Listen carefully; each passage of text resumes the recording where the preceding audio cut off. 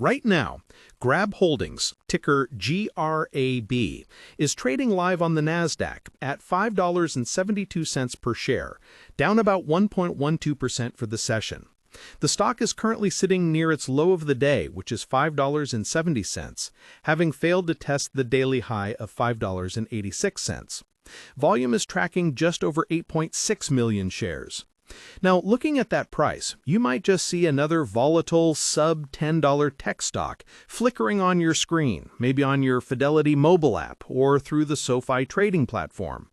And you'd be tempted to just lump it in with all the other post-SPAC names that are still trying to find their footing.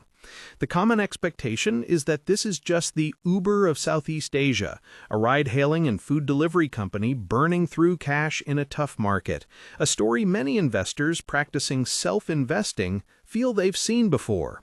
But that expectation, that simple narrative, is now the single biggest misunderstanding about this company.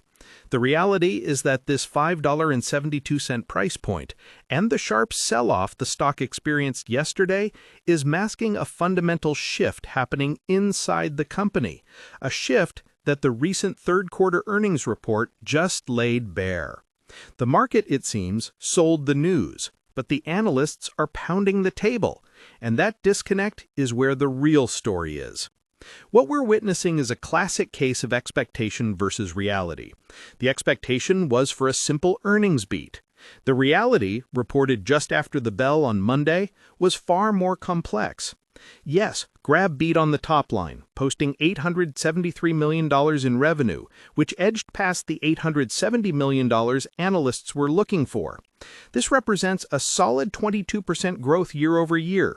They also posted a profit for the quarter of $17 million. For a company with Grab's history, any positive number on the net income line is significant.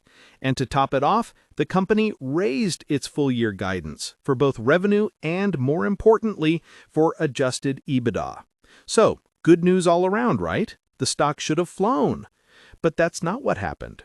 Yesterday, on Tuesday, the stock saw massive volume, well over 100 million shares traded, and it closed down hard, falling nearly 5%. And today, we're seeing that weakness continue. This is the kind of price action that confuses investors using Robinhood stock trading, who see a green earnings report and a red stock price. This is where we have to separate the headline from the fine print. The market isn't reacting to the revenue beat or the small profit. It's reacting to the cost of that growth.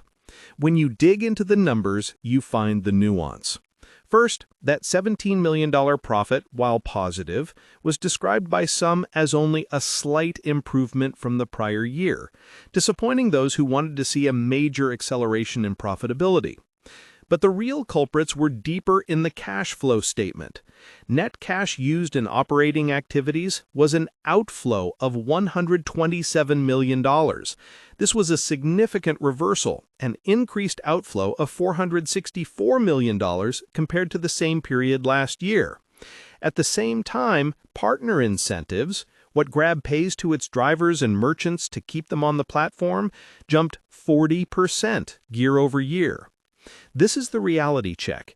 Grab is spending, and spending heavily to maintain its dominant position and to fund its next great experiment. This isn't a stock behaving like Apple stock or Nvidia stock, which are mature profit machines. This is a high-growth company in a full-on land grab. The other item that spooked the short-term market was in their most exciting new segment, the digibanks. Total deposits in their digital banks, GXS Bank in Singapore and GX Bank in Malaysia, actually declined 15% quarter over quarter, dropping from $1.5 billion to $1.3 billion. The company was quick to explain this, stating it was a proactive move to manage its funding costs and align deposit rates with the current interest rate environment. But the market, in its infinite short-term wisdom, sees a sequential decline and sells first, asks questions later. So this sell-off isn't irrational. It's a reaction from a market that is laser-focused on profitability and positive cash flow, and it saw a report that suggested that path might be getting more expensive. But this is where the long-term reality collides with that short-term expectation. While the Robinhood app might have flashed a sell signal for day traders, the institutional desks at places using interactive brokers are likely reading the exact same report with a very different conclusion.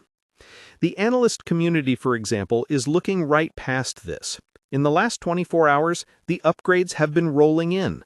Bernstein reiterated its outperform rating and raised its price target to $6.60. Jefferies, also impressed, raised its target to $7. Evercore ISI is holding firm with an $8 price target. Benchmark just this morning raised its target to $7. These firms, which guide the Fidelity Wealth Management and Schwab Intelligent portfolios of the world, are not looking at the 15% sequential dip in deposits. They're looking at the 39% year-over-year growth in financial services revenue. They're looking at the 56% year-over-year growth in total loans dispersed. They see a loan portfolio that grew 65% in a year and is on track to cross the $1 billion mark by the end of this year. They understand that Grab holds more cash than debt on its balance sheet, giving it a fortress-like ability to fund this expansion. They hear CEO Anthony Tan talk about product-led innovations, affordability initiatives, and cross-sell opportunities, and they see a company that is building impenetrable barriers to entry. As Bernstein noted, building and maintaining this three-sided marketplace across 400 cities is something competitors, who they describe as underfunded, simply cannot replicate. This is why it's so critical to understand what Grab actually is in 2025. This investment is no longer just a mobility play. It's a three-headed beast. The first segment, deliveries, is its largest, making up over 50% of revenue. This isn't just hot food, it's GrabMart, their grocery service, which is growing at 1.7 times the rate of food delivery. This segment grew revenue by 23% last quarter. The second segment, mobility, the ride-hailing business that started it all, is still a powerhouse, growing 17% year-over-year. But the most interesting data point here is that the number of transactions grew 30%, far outpacing the 20% growth in gross merchandise value. This tells you their strategy of pushing more affordable ride options is working, pulling in more users and increasing frequency, which is a key sign of a healthy, sticky ecosystem. This isn't a company just serving the wealthy in Singapore, it's embedding itself in the daily life of the entire region. But the third segment, financial services, is the one that should be keeping investors awake at night, in a good way. This is the fintech engine that grew 39% last quarter. This includes GrabFin and their digital banks. This is the segment that has the potential to completely change the valuation math for this company. The long-term plan for online investing in Grab isn't about delivery margins.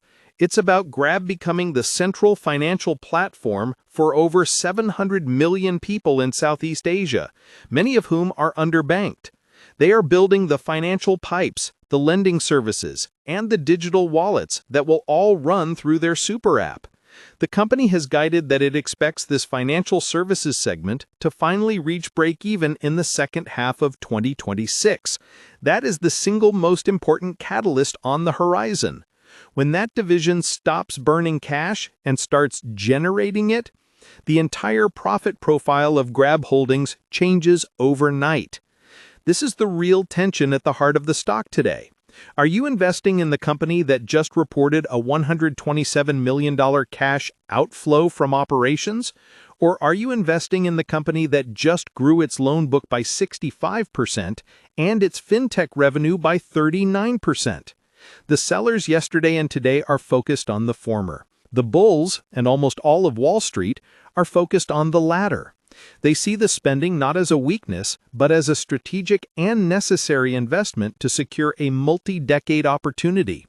They are looking at the 14% growth in monthly transacting users and the 27% growth in transaction frequency, and seeing an ecosystem that is strengthening, not weakening.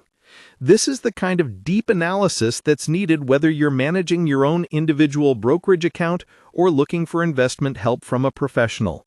It's about seeing the full picture, not just the knee-jerk reaction to a headline number. This isn't to say there are no risks. Of course there are. This isn't a set-it-and-forget-it holding for your Fidelity IRAs like a collection of Fidelity ETFs. The primary risk is the one we're seeing play out right now: margin pressure. That 40% jump in incentives is real, and it shows that competition, while underfunded, still exists. Grab is having to spend to keep its drivers and users loyal. There is also execution risk. That 15% sequential dip in bank deposits is a yellow flag. They must prove they can grow their deposit base consistently while managing funding costs. If they fail, their entire low-cost lending model could be in jeopardy.